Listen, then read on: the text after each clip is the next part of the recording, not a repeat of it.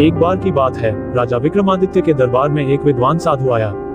उसके हाथ में एक पुरानी रहस्यमय पुस्तक थी। उसने राजा से कहा, ये जादुई पुस्तक अनमोल है। इसमें छुपे ज्ञान से आप पूरी दुनिया के राज जान सकते हैं। लेकिन इसे पढ़ने का एक नियम है, आप जो भी पढ़ेंगे उसे जीवन में अपनाना होगा। अगर आपने नियम तोड़ा तो ये पुस्तक आपसे नाराज हो जाएगी। राजा ने उस पुस्तक को स्वीकार किया। उसी रात जब दरबार शांत हो गया, राजा ने पुस्तक को खोलकर पढ़ना शुरू किया। पहली पंक्ति में लिखा था, सच्चे राजा का पहला धर्म है न्याय। उसे अपने परिवार और मित्रों के साथ भी निष्पक्ष रहना चाहिए। अगले दिन एक मामला राजा के दरबार में आया। एक अमीर व्यापारी और गरीब किसान के बीच जमीन का विवाद था।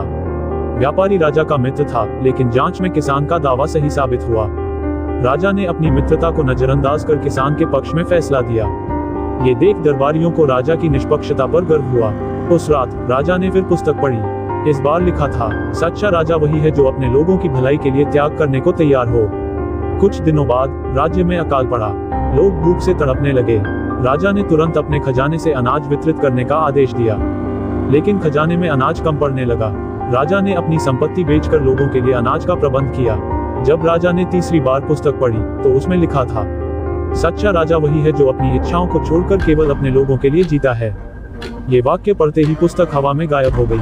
तभी एक दिव्य प्रकाश प्रकट हुआ और साधु ने कहा, हे राजन, आपने पुस्तक के हर नियम का पालन किया। आप सच्चे राजा हैं।